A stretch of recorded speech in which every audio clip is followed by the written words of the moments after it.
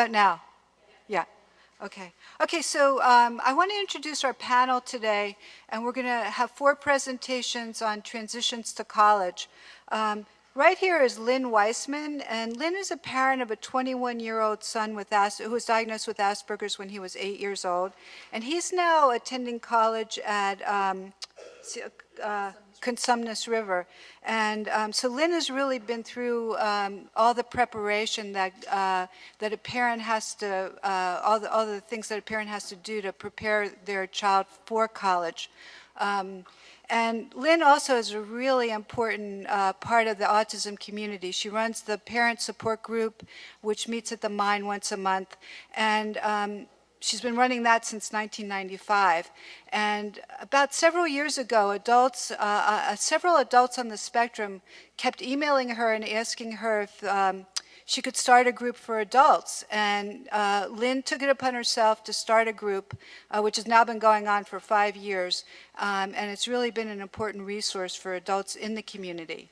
Next to Lynn is Jay Lighton, and Jay is a 20-year-old student at the University of California at Davis. And he's the founder and co-president of the Autism Awareness Association at UC Davis.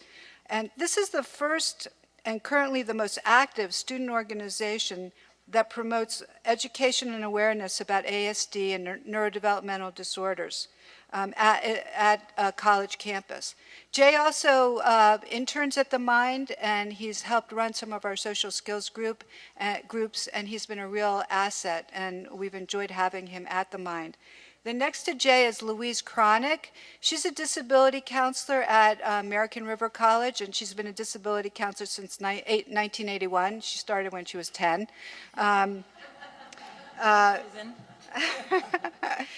She's also on the policy committee for the Northern California Alzheimer's Association, and that's the disability that I'll be entering into pretty soon.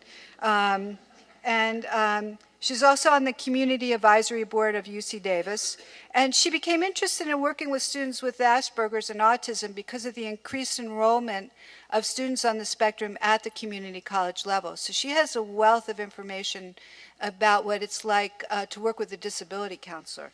So I'm going to start just giving you an overview of kind of like what it means to go from high school to college and some of the issues that you should be thinking about. And then Lynn is going to talk about the parent perspective. Then Jay is going to talk about the student's perspective. And then Louise is going to talk about the role of the disability counselor. So Jay got this very fancy technological device, and hopefully I can figure out how to use it.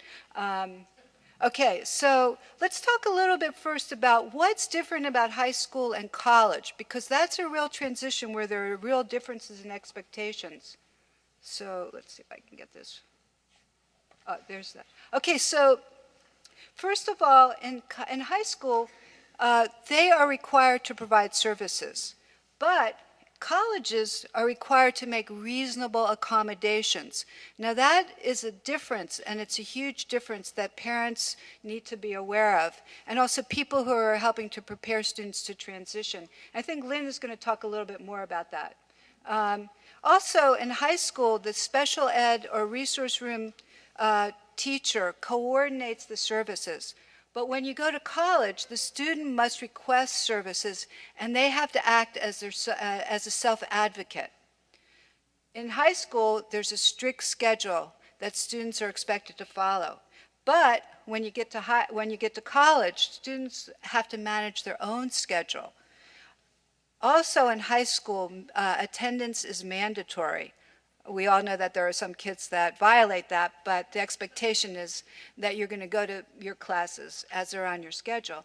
But in college, you're not required to go to your classes. Attendance is expected, but it's not a requirement. So you can kind of already see how these different expectations are going to impact somebody who's on the spectrum. Let's look at some other differences between high school and college. Okay, so the teacher's more involved and provides ongoing feedback and reminders to the students in high school. But in college, the student is expected to work independently. and they're responsible for taking their notes, they're responsible for their assignments.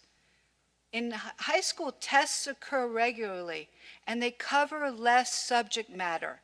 In college, there are fewer tests, but they cover more material. So again, try to think about how all the challenges of somebody with Asperger's interface with the different demands of college, and also what they've been used to in high school, and what they're going to have to transition to and become accustomed to once they go to college. Another important thing to consider, in high school, the parent is part of the IEP team. Once a student goes to college, what happens? What happens with their age?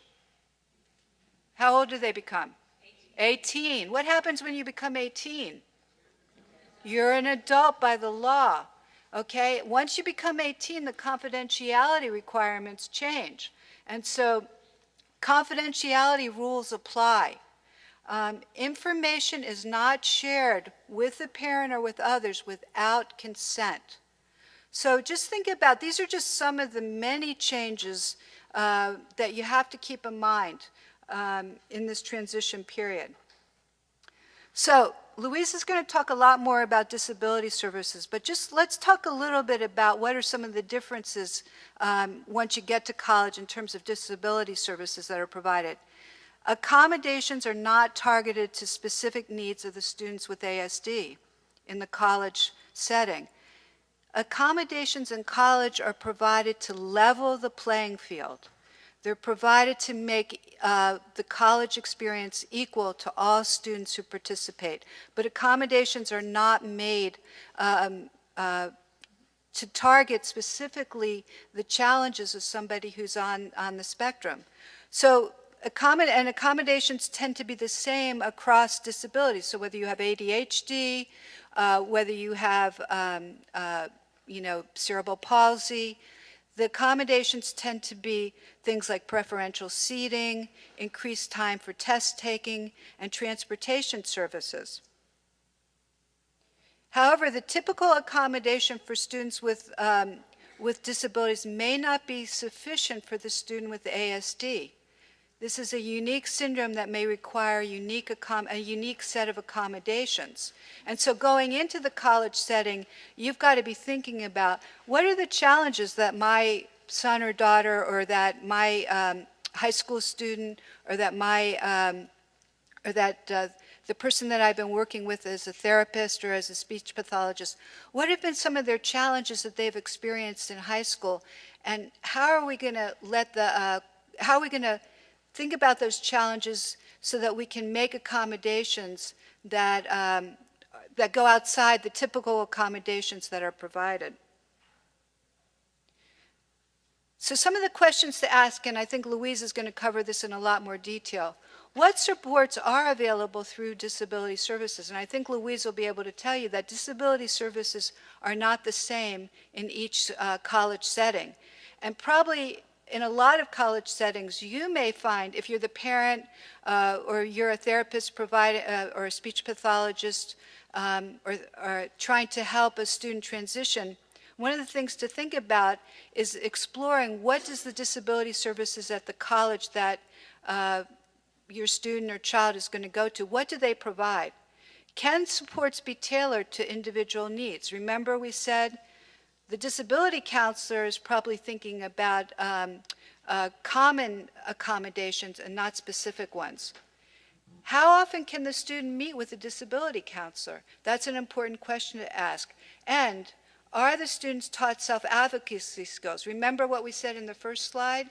That in high school and in elementary school, the resource room teacher was thinking about what services the student needed. Once the student goes to college, they're going to have to be advocating themselves for the services that are going to help them succeed in college. What are some other challenges that we need to consider?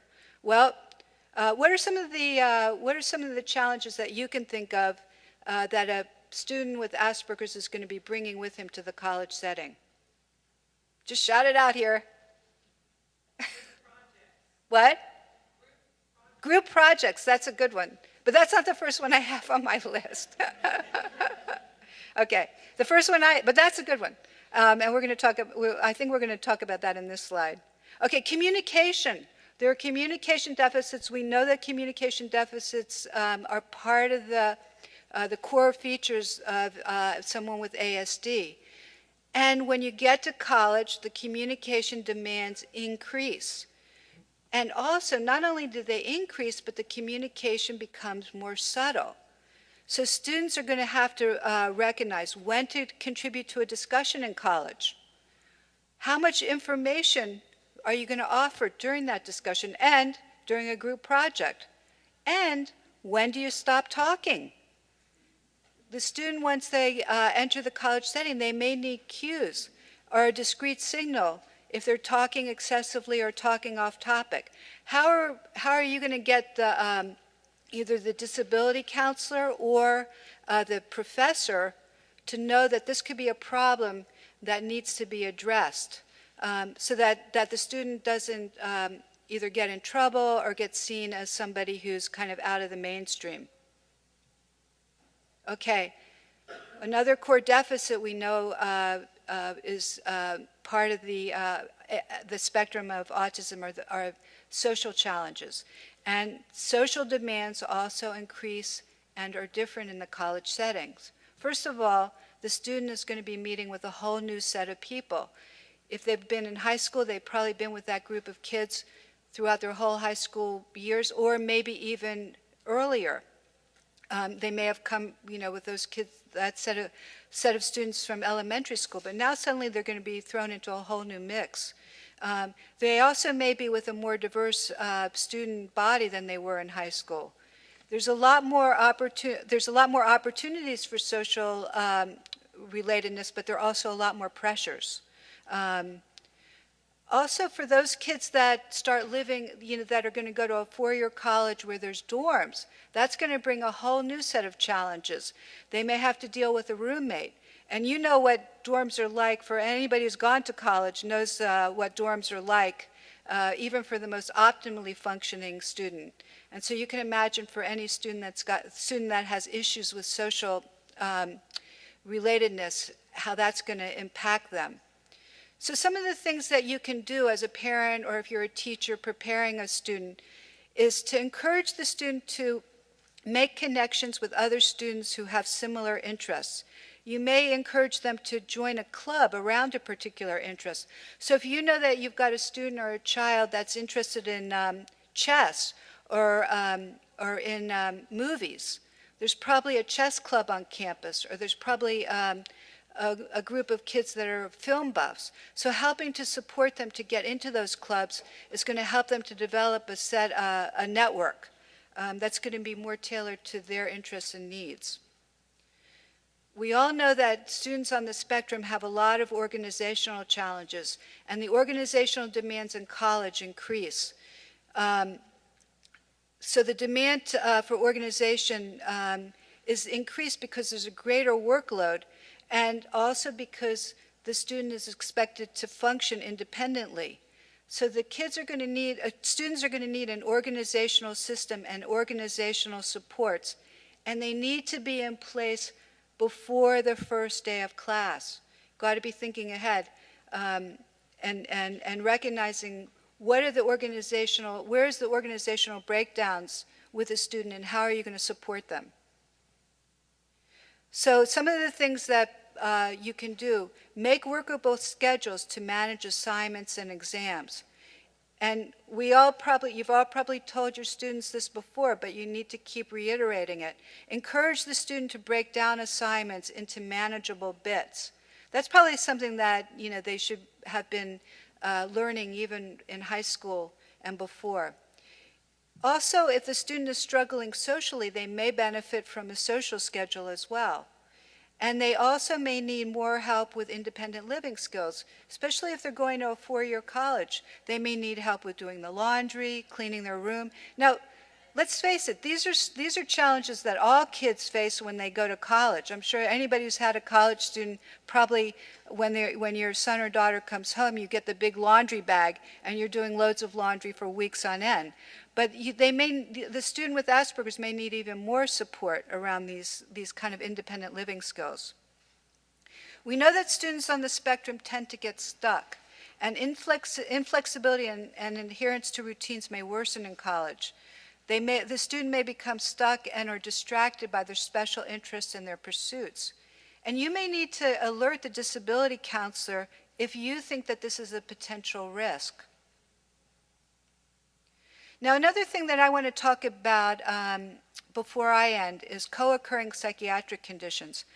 We all know from reading the newspaper that psychiatric problems on college campuses is increasing, and we've seen some horrible, events occur in the last couple of years.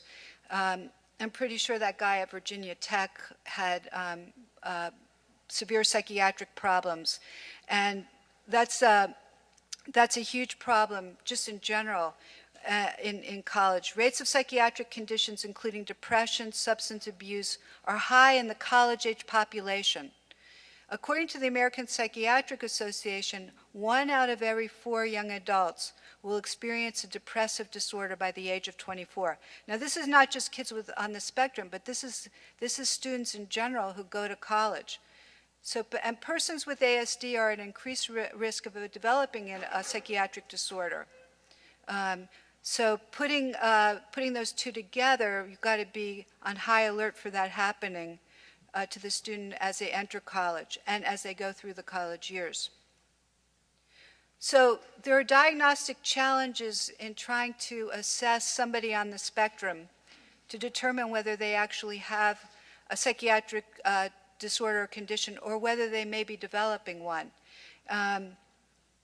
They can be difficult to diagnose because communication deficits may hamper self-report.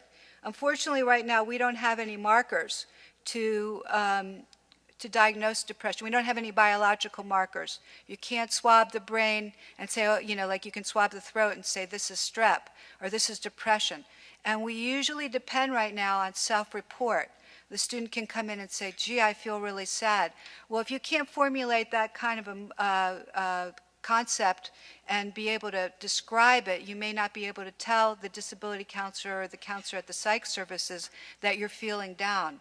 And the student himself may fail to recognize that changes in his behavior are signifying that he has a problem that may be depression, anxiety, or some other psychiatric condition. So what are some of the red flags? Persons with ASD who become depressed may exhibit increased withdrawal. They may start to have increased ritualized behaviors. They may be more irritable. They may have a loss of skills. They may stop attending classes.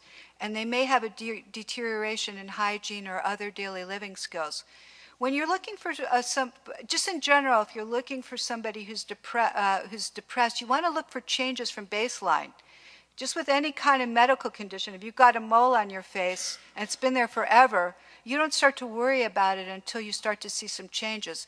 And that's the same even for students who are not on the spectrum. You want to look for changes from baseline. But for the student with ASD, if they've always been kind of a loner and withdrawn, that's their baseline. If they start to become more withdrawn, that's the red flag that there's something that may be going on that needs to be addressed. And also with these other symptoms that I've pointed out. Now I could go on and talking about these are kind of an overview of some of the things to think about. It's a broad topic. And I'm going to now transfer to Lynn. Oh, whoop, I have one more slide. An evaluation is warranted if there is an onset of new symptoms or a worsening of an existing problem. The first thing you want to do is make sure to rule out a medical problem. And actually, any therapist should do that. Make sure that somebody who's got a newly occurring thyroid problem could have a depression. You want to make sure you rule all of that out.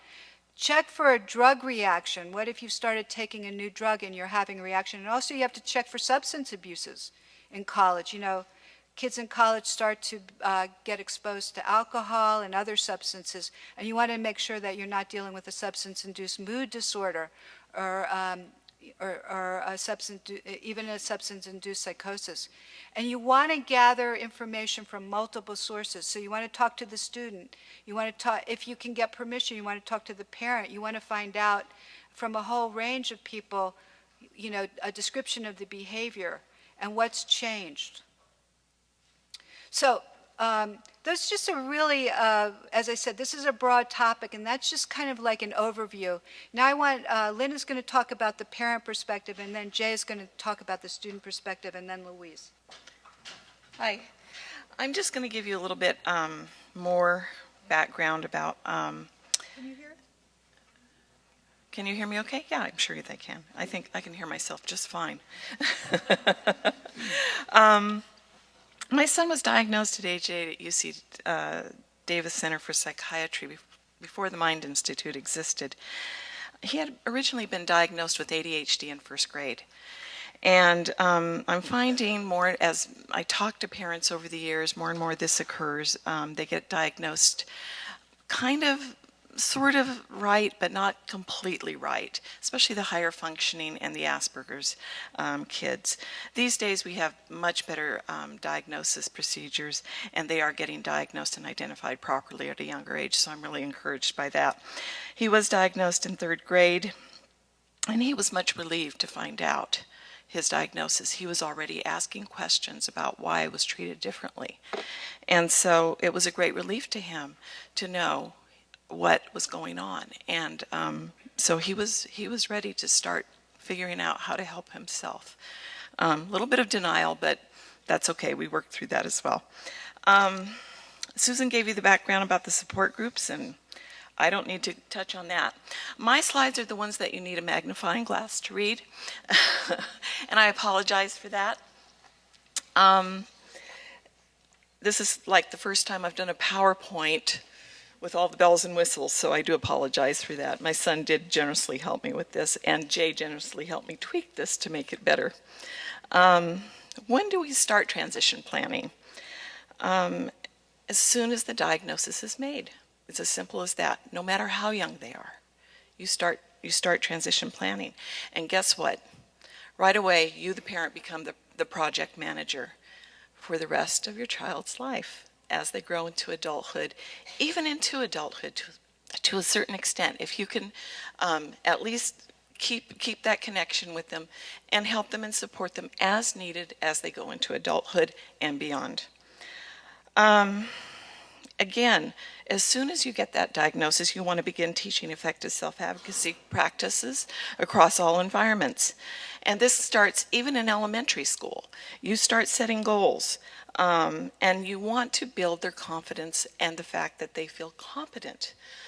Because as it is, usually the school culture, they are different. They are socially awkward. They have anxiety. And you want to build their confidence and self-esteem and a core belief that they can succeed and be successful.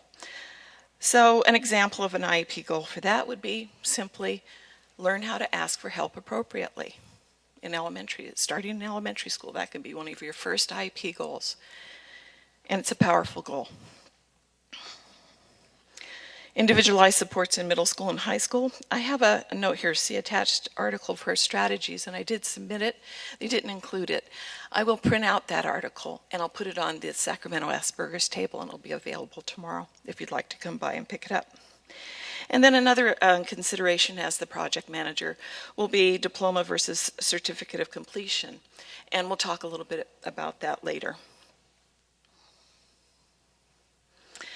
Definition of transition services. Under the Individuals with Disabilities Act, IDEA, which was reauthorized in 2004, these are the specific wording in there, and this is the most important wording of all when you start considering transition services and how to plan for them. Coordinated set of activities, designed to be results-oriented, includes a post-secondary educational, vocational education, integrate all those things. You want to look at the bigger picture of what's to come and start focusing in on your child's dreams, your dreams for your child as well, realistic dreams too. Sometimes, even in high school, they might have unrealistic dreams. But you can take those dreams, maybe as unrealistic as they are, and build on them. And still come up with a set of goals that's going to help them transition successfully out of high school. And again, as with all IEPs, it's based on individual needs. Very important. And again, please build on those child's strengths. Is there a question?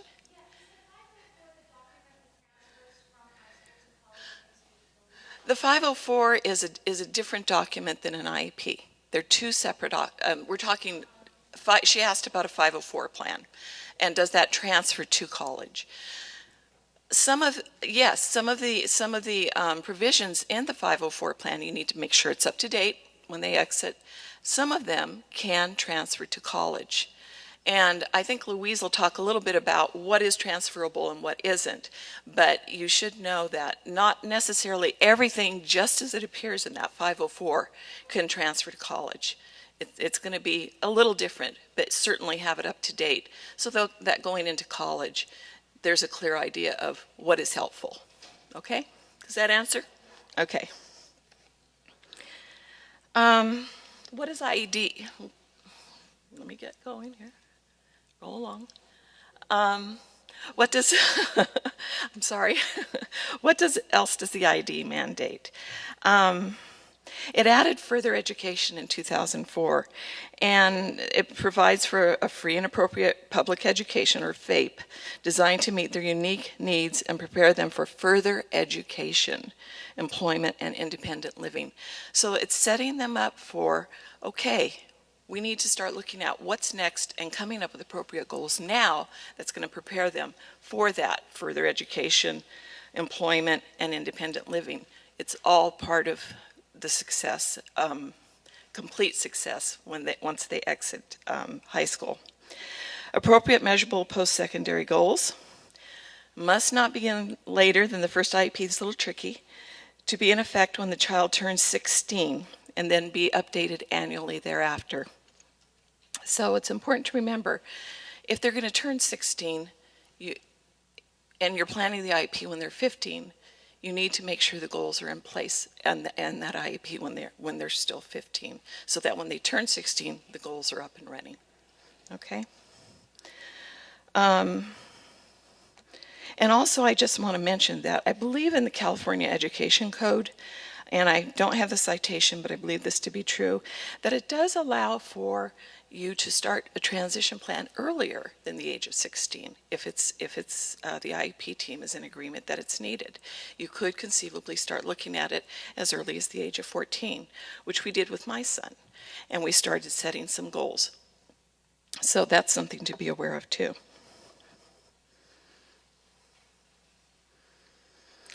So we're back to the parent as a project manager.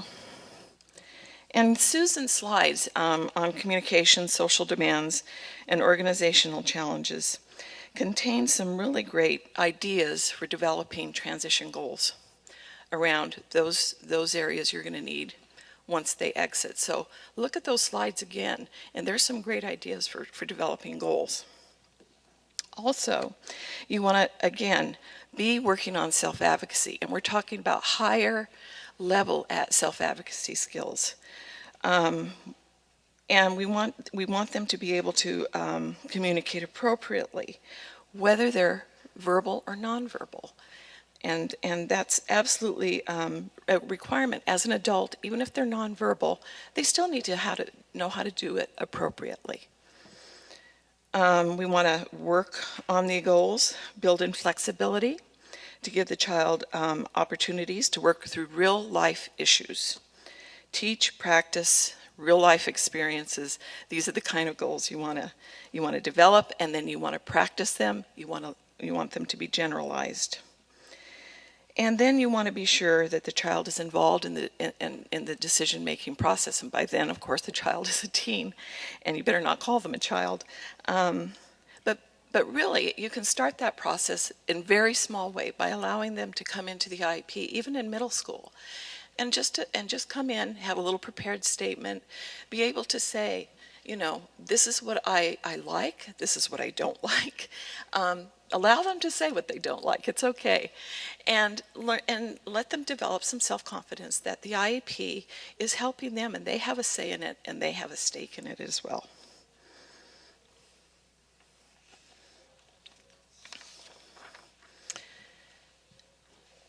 On as the project manager. So when do we determine whether the child is on the diploma track versus the certificate track, certificate of completion track? And there's really no set timeline for this. It's individual to the child, so I didn't give you much of an answer there, did I? But some considerations might be the ability to pass the high school exit exam, which is still under review for children with disabilities. And information on that is changing minute by minute, and you need to go to the California Department of Education website if that's a concern for you, and keep up to date with it, because they do keep it updated on the website about what's occurring with the exit exam. You still need to offer a course of study that prepares them for employment, independence, and integration into the community. Regardless of whether or not they're on an academic track or whether they're on a more of a certificate of completion or independent living track. You still want to have balance. You want to work on academic skills, continue to work on them, especially the ones that are practical and needed for when they exit. Keep working on those skills that are going to help them be successful out in the community. Students who do not receive a general education diploma do have the right to access special education services until the age of 22. And when they do attain a certificate of completion, they're allowed to walk the walk. And that's something that's really important to many of them and to many parents as well. They want to have that experience as well.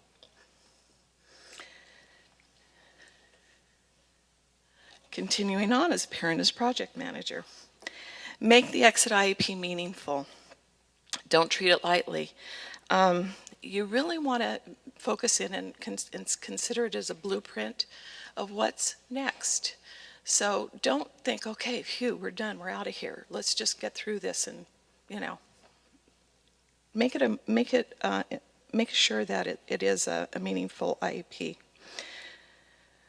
And then another important thing, if they're going to go to college, you should obtain an updated diagnosis with recommendations for support. And I did this for my son when he was a kind of a sophomore going into junior year in high school, and made sure that the recommendations at the end of the evaluation included all kinds of supports, possible needs that he might have in the education setting, in the community. There was a couple of pages worth of recommendations in there.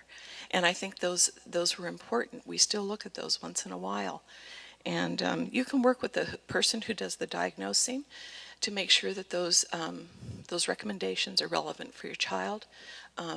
And I'm sure they'd be happy to help you with that, to make sure that they're individualized for your child. So the parent is the caregiver and the constant in their child's life. They need to take the lead in guiding people, the services and programs that will help shape their child's life. And one quote that I want to really point out is that the ability to function adequately in adult life may depend as much on the degree of support offered by families, educational, employment, and social services as much as basic intelligence. This is a powerful statement. It is a true statement. And please, parents, just keep this in mind, because you want to be that project manager that makes sure that that success occurs for your child as they exit out of high school. Thank you very much. Jay is next. So my name's Jay. I'm a student at UC Davis, and well, I should have changed that to third year student. I'm going to be a junior, so that's exciting. Uh, I'm also an intern at the UC Davis Mind Institute, and I'm the co-president for the Autism Awareness Association at UC Davis, and we're the first student organization to promote autism awareness and education for the undergraduate population at a university setting, so that's pretty exciting. And just a little bit about me. I like the Dodgers, and they just traded Manny Ramirez over to us, so I'm really excited about that. And I just got to see his first home run at the Dodgers Stadium, so go Manny. Yeah, he came from the Red Sox, Susan, so we stole him from you. So I just wanted to go over what autism spectrum disorders are, because I think we should just define it a little bit. Autism is a neurobiological disorder, and it's actually an individualized disorder. So we have three deficits that make up what an autism spectrum disorder are, which I'll get to in a minute. But each of these deficits, they manifest themselves in people differently. So the accommodations that are needed at a college setting are going to be different for each individual. So it really is an individualized disorder.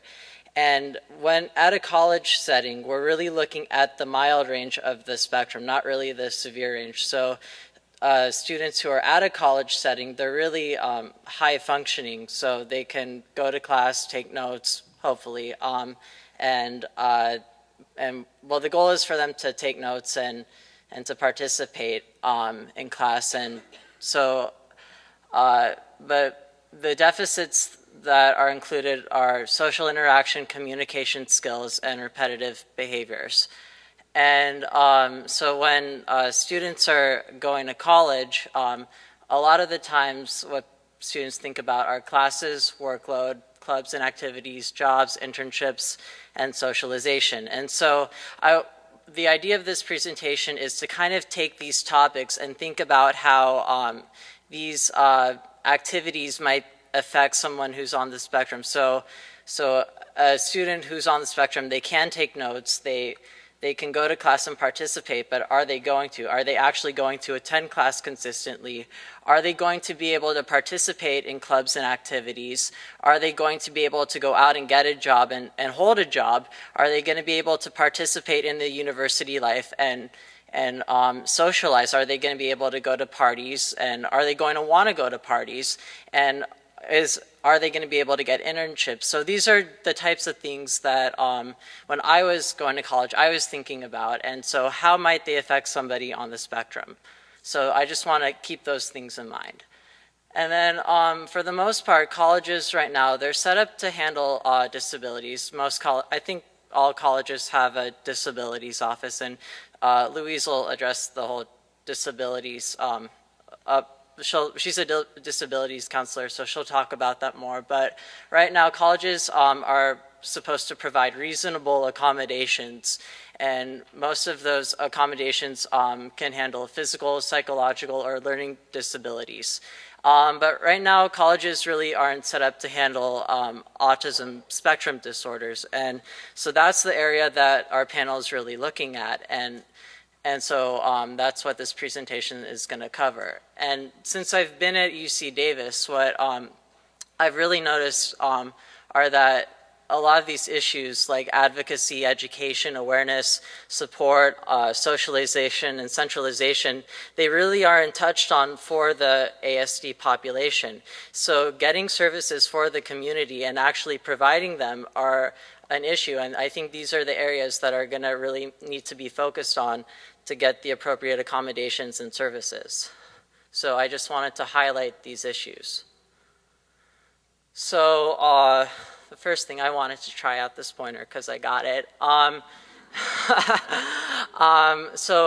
Before looking at the kid in the college environment, it's really important to look at how they transitioned into college. And so the transition process is it's progressive, and so it's really important to look at where they came from, what their background was, And I think it's really important. Lynn touched on the transition process, that it starts at around 16 in the IEP, and it can go as early as 14, but I actually think it'd be a really good idea to put the ITP into the IEP much earlier, maybe like in middle school, because transition is progressive and it's developmental. So looking at how your kid is going to transition from middle school into high school and into college, and is college an appropriate environment, and what kind of college setting is appropriate. So also looking at the campus setting, what kind of accommodations are available? Is the student going to be able to get to and from the campus easily if they're living on campus or off campus? So, and are the housing accommodations appropriate? So these are all things that need to be considered when transitioning into the college environment. Oh, and this is my first really big presentation, so if I'm a little nervous, that's why, because I've never presented in a room this big before. So I want to start talking about the college community, and being part of a college community is really important. And to make that happen, you really need a good support system. And what kind of support systems are available at the college determines what kind of social life and academic life the student's going to have. And so are there faculty members who are going to support the student? What kind of daily life is the student going to have? Is the student housing going to help support the student? Are there places where the student can go after class or before class? Is there going to be a coffee house that the student might like, or is the apartment or the dorm room appropriate for the student? Also, the student's social life. Is there a core set of friends that the student can hang out with? Are the students at the campus appropriate? And also the community. Is the community aware of the issues that affect the autism community? And that kind of leads me into connection. Does the student connect with the college culture? Because every campus has a very different college environment. And I'm going to touch on that a little bit later. So thinking about what college is appropriate for the student. And so, what kind of supports are important? So students are important. The parents are going to be the biggest advocate. So making sure to have a parental support there, like Lynn. So parental support is really important. And then having the administration and staff involved in the support process is also important. And then also having some type of community support. So I know there's organizations like Autism Speaks who try to organize events, or the Mind Institute, or other organizations. And then the college community, being part of the college community, so awareness, so having student awareness, which I haven't seen a lot of student awareness, so I've been trying to work on that at my campus, and I've seen other campuses trying to work on that slowly, and I think it'll start increasing over the years, but there really isn't a lot. So I've talked to undergrads, and they don't really know about the issues, but I would really like to see more researchers come to campus and talk to students, maybe offer classes on neurodevelopmental disorders. And right now my student organization is working on bringing researchers out to campus and offering lectures once in a while. And for the students, also offering a communications class. Nonverbal communications classes are also really good for students who might have communication or social deficits. And then also developing advocacy skills are really important, and then being part of the campus. So learning how to not just go to class and just take notes and then leave, but actually engaging in the campus community. So being able to go to a club or go to a party afterwards is really important, and learning and being able to interact with peers is something that really needs to be touched on, and I think we need to develop some support services for that. And I'm not really sure how to do that exactly, but I think that's an issue we need to look into. And then centralization of services. So coordinating and centralizing mental health, academic, and student health services.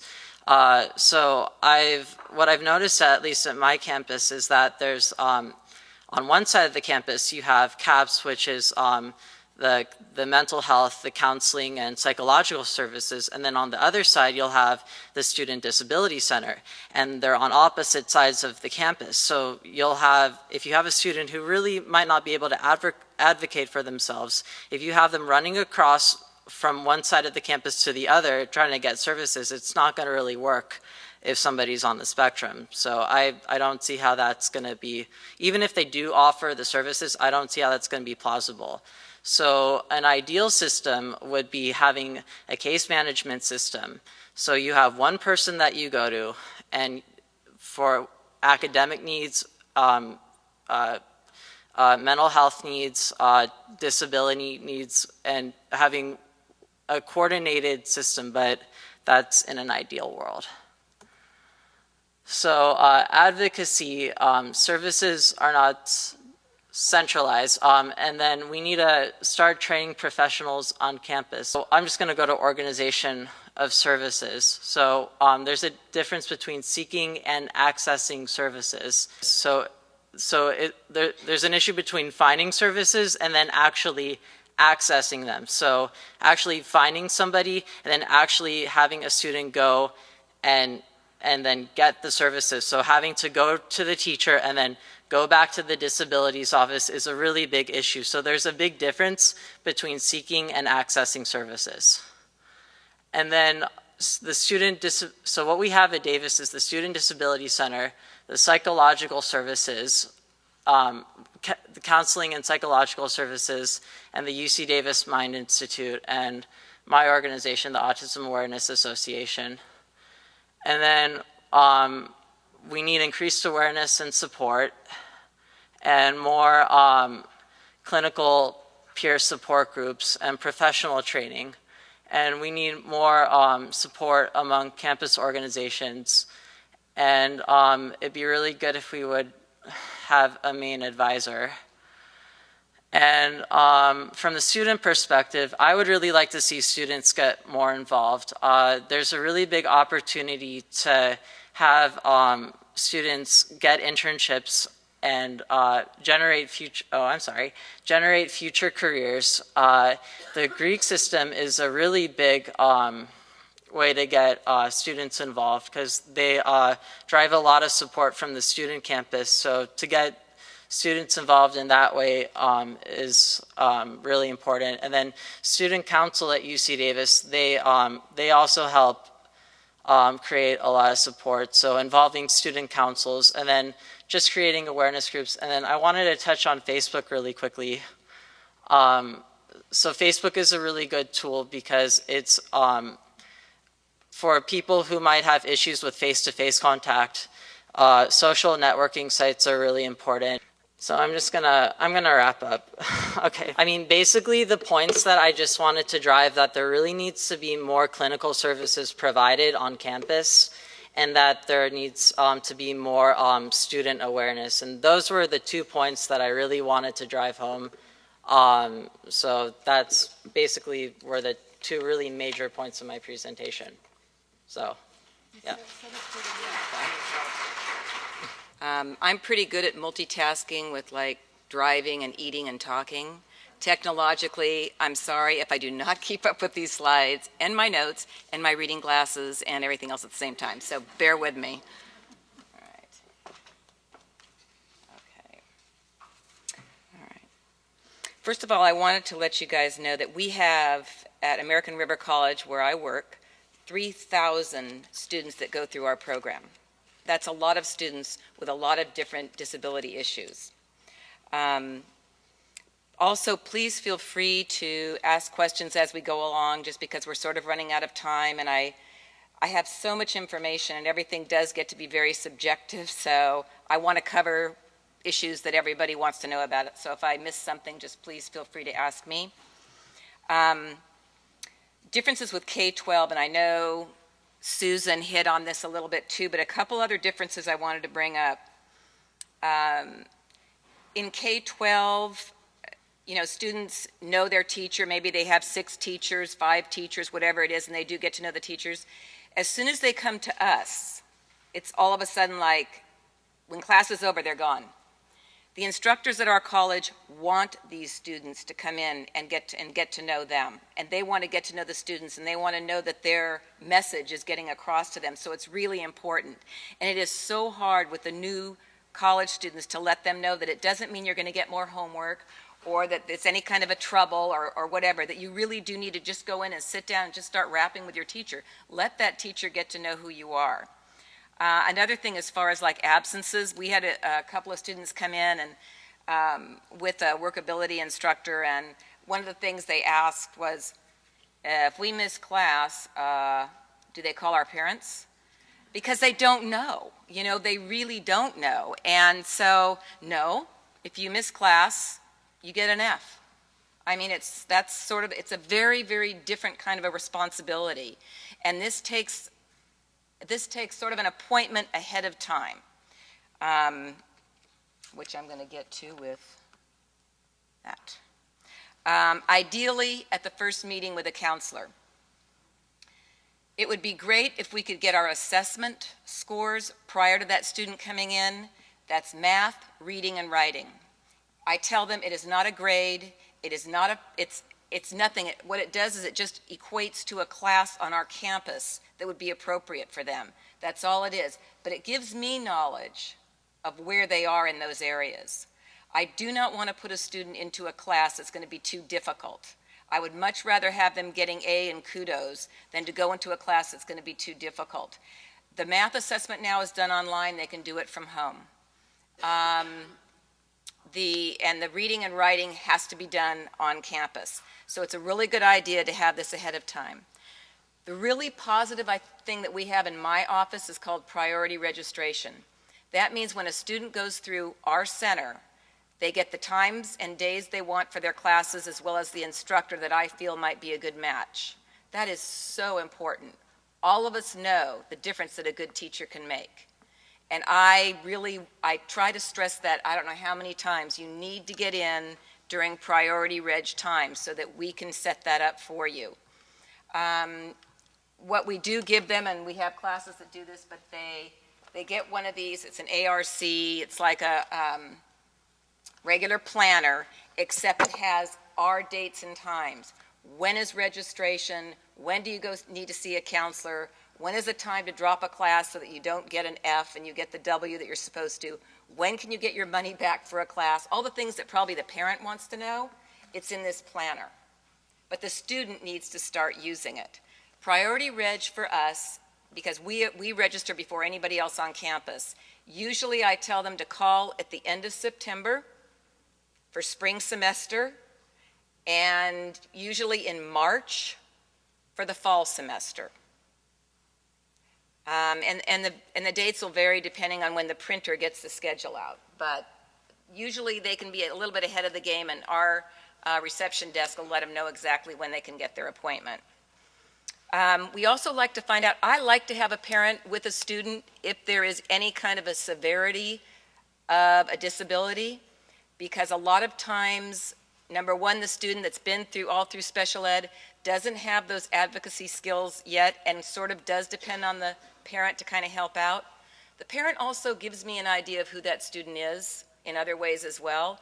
So I like to have, and I do ask permission. The students are usually 18. I will ask permission, is it okay, if the parent comes in, and usually it is. So at least for that first meeting, the more information I can get about that student, the better off I'm going to be and the better off that student's going to be. That also gives me a relationship with the parent as well, which I like to have. The other thing that can be done at home ahead of time before this meeting is the application. It's all online. It can be filled out at home at your home computer. That way, when you come in, you already have your student number, which we need because that's the way everything is going by, as a student number, not the social number now. Okay. Okay.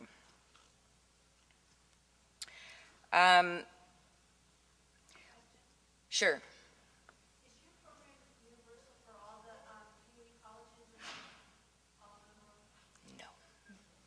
Not at all.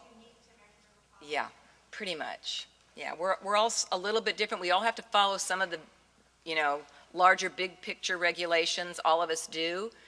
But we're probably the largest one as far as Los Rios, the largest campus with the largest student population, the most counselors that work there, and we have a great coordinator. So I think we have a little more leeway a lot of times. Let's see. Another thing that I like to do, and I love to get this from the student, but if I can't, then I want to get it from maybe the parent, is what is the passion? A lot of times it's these Japanese comic books. Sometimes it's one of our students, he loved films, and he was also a really good writer, and he is Asperger's. He now has a job with our student newspaper, and he's the film critic. And he's been doing that for about 2 semesters, and he loves it, and he's great. So I think, the more I get to know about what they like to do and what their passion might be, the more we can work with. We have everything on campus from auto mechanics to floral arranging, anything. So my first idea is to engage them in something that they like to do. Then we can get to the stuff that nobody likes to do. I mean, math, all that, usually people go, sometimes not, but for the most part, I always like to have one class in there that, like digital painting, something that will also be of interest. And these are things I can find out at that first meeting. If there is a learning disability, and I'm going to just talk about this very quickly, we also have, we're broken up, DSPS is broken up into 2 sections, and our learning disability section, they have their own test that they like to have. It must be within 3 years. I don't believe the K-12 system has the exact test that they look for at the community colleges. And I do have some of the tests. I have a paper with what they are, but I'm pretty sure that that's sort of the way it is. And so if they don't have those, we do test them. It's a 1-unit class. It costs $20, and it's extensive. So I encourage a lot of reentry people.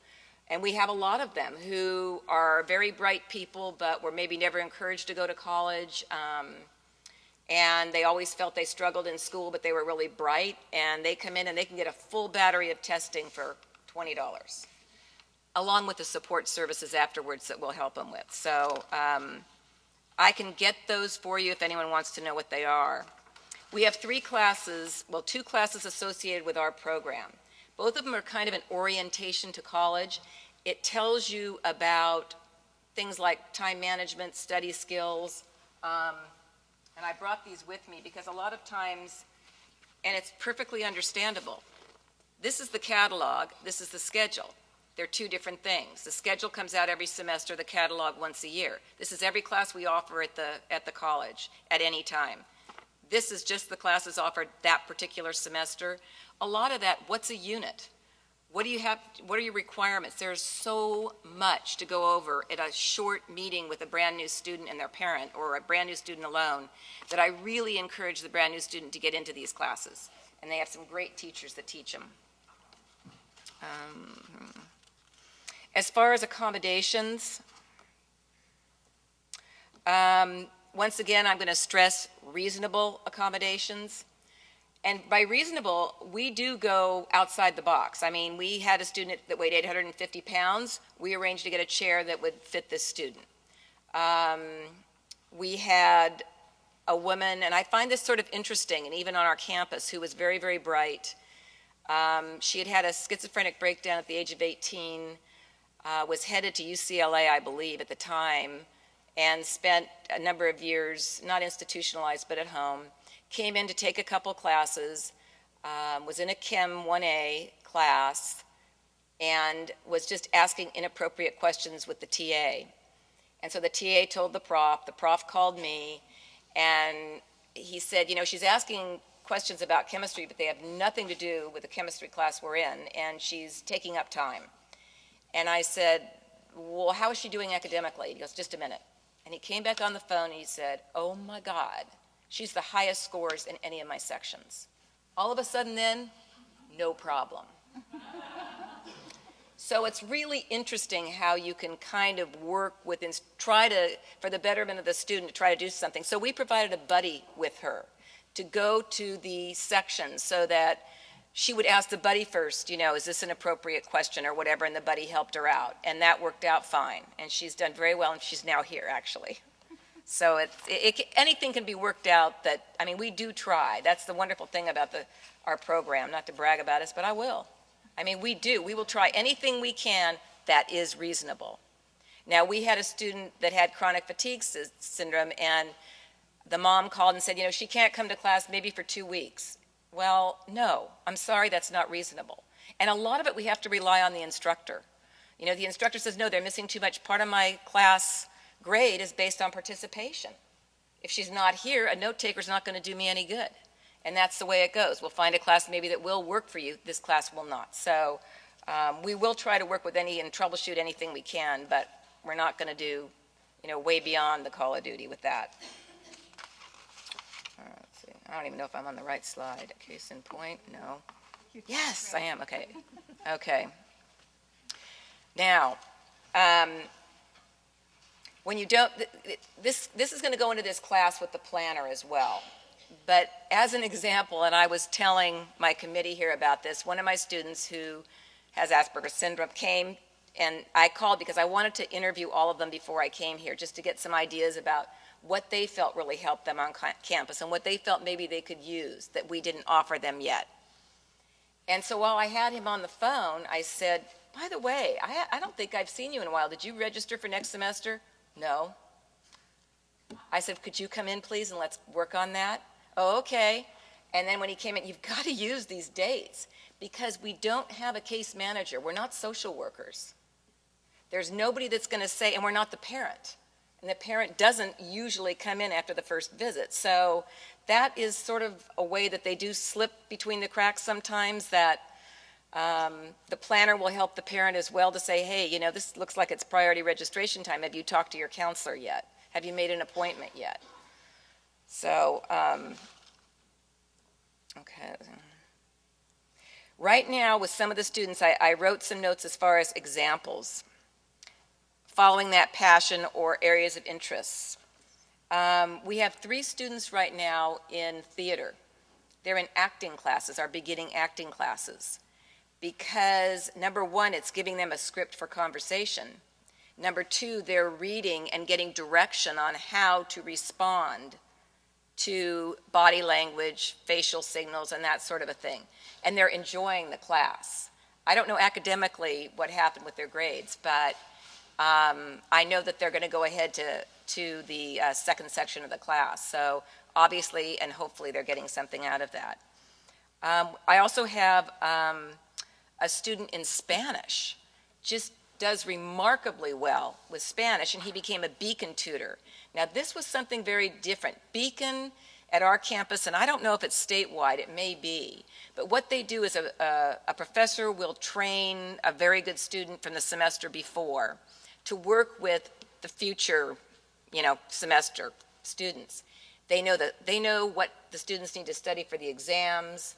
They know a lot of important information, and then they offer little classes like once a week, and then maybe a longer one right before the exam. He ended up a Beacon tutor, and we were a little nervous about this because you really have to be able to initiate, and we didn't really know how he would do that to make sure that students were understanding what the instructor wanted them to learn. But he did pretty well. But from then on, he did say he felt uncomfortable with that task, and he does do one-on-one tutoring in Spanish with us now, and it's great. We also have several students in computer graphics and art. Okay. We have, like I said, we have 3,000 students that go through our program. We have 3 full-time counselors. That isn't really a lot. We have 5 part-time people, 3 full-time. Students really, like I said, they have to learn to manage themselves without a parent or an advocate. We don't have anyone that's going to go around, so that probably is the hardest part. But yeah, that's what I was saying. The free planners, we do give them out. We're waiting for a support group. We're going to work on that with the mind here. The only other thing that I wanted to say too was I always give an example to the students that are coming in right out of high school, like from workability. And I'll ask them a question. I'll say, I want you guys to think about your core class, whatever that happens to be, history or English. And I want you to think about how many students really want to be there. And usually it'll be, maybe 2. I said, now I want you to think about the teacher that gets to teach 25 students that don't want to be there. I said, okay, now I want you to reverse that. There may be a couple students in your college class that are there because they're living at home and their parents are making them go to college or do something. But for the most part, most of those students really want to learn and really want to be there. I said, your instructors here do not care that you've been in special ed for 12 years. They don't care whether you've been in CYA or prison. They don't care if you've only gone through the 3rd grade. It doesn't matter to them.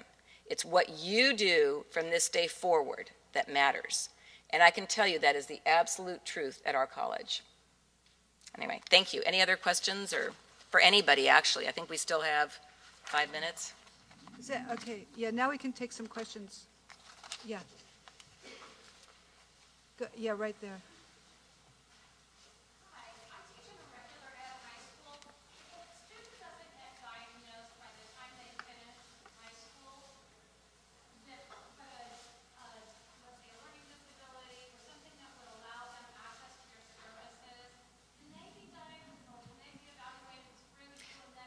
They can for a learning disability. Anything else, no. But we do offer that really extensive testing, and there's a class for it. So all they have to do is come in, go through an intake process with the instructional assistants, and then they would take the class. It's a 8-week class. Mm-hmm. Yeah.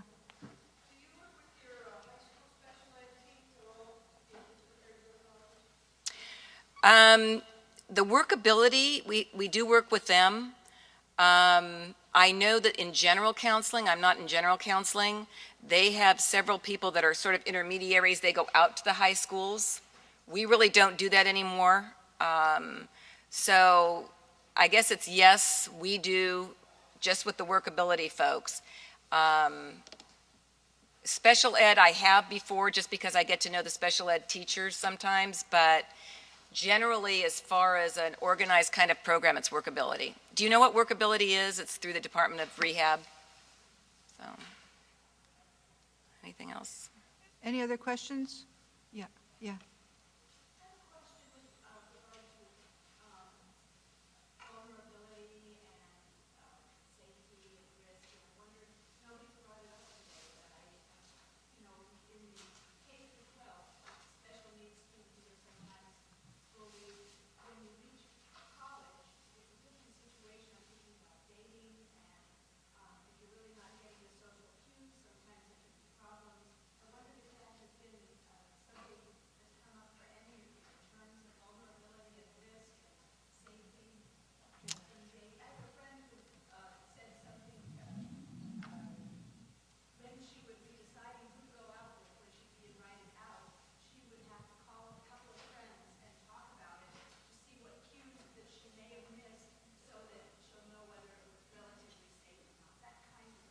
I think Jay will talk about that.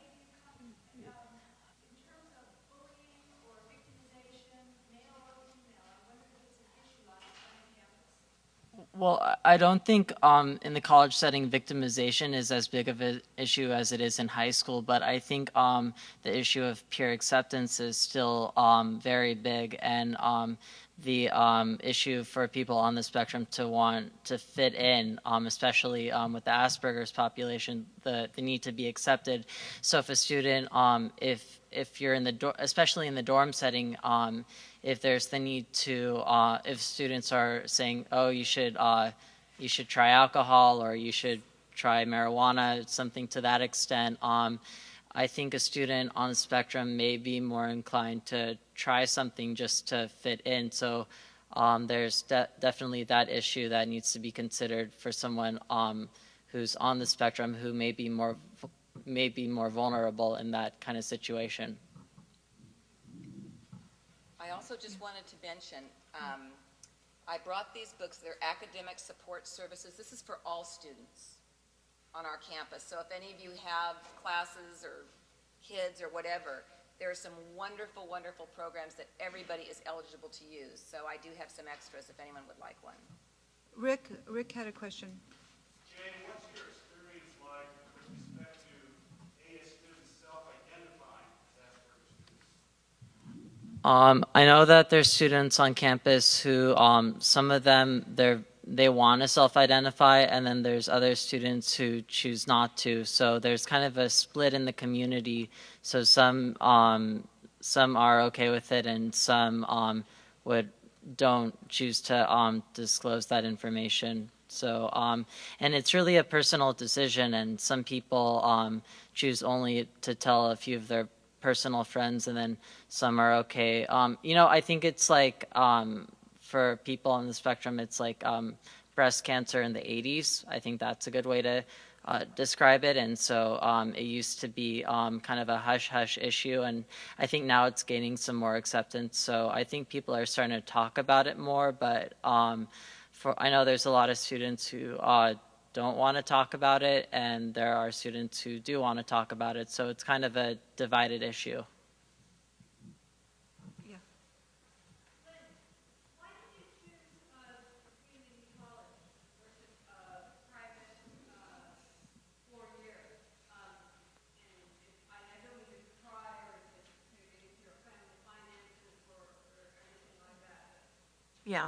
Yeah. The question was about why did we go with a community college rather than a four-year college. This is something my son and I discussed, and we went and looked at the community college setting and we came here to Sac State, and we did a little bit of checking around. We looked at what the community college offered, and he also the other thing that I think played into this as well is when he was in high school, he was already taking calculus courses that were higher than they were offering in high school, and he was taking them at the community college. He could still take them while he was in high school, but he'd have to go over to the community college to take the higher level calculus courses. So he got into his comfort zone at the community college before he even left high school. So that was another reason why he liked his math instructors. They liked him. They they made him feel good and feel successful. So that was another reason why. And he wanted to be, still does, wants to be an engineer. And we looked at the course offerings, and they actually offer an AS in engineering at the community college level, and they have excellent instructors. So that was he said, I think I'd just like to go ahead and go to the community college for a few years. He wanted to learn how to drive. He was still working on learning how to drive, and the community college is closer to us.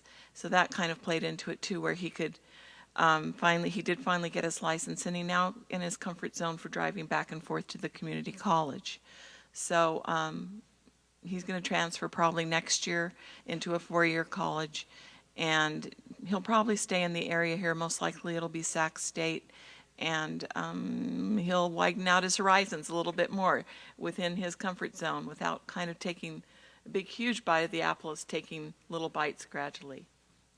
That's how it's worked for him, and it's worked well. I'd like to mention too, I don't know, these books are back at the door, and if you didn't grab one on the way in, grab one on the way out. It's an excellent book that'll give you sort of a map, a blueprint on how to do transition planning in high school, and it's a great, really well-written book, and can't recommend it highly enough. So I think that's the end of the presentation. Thanks a lot for coming.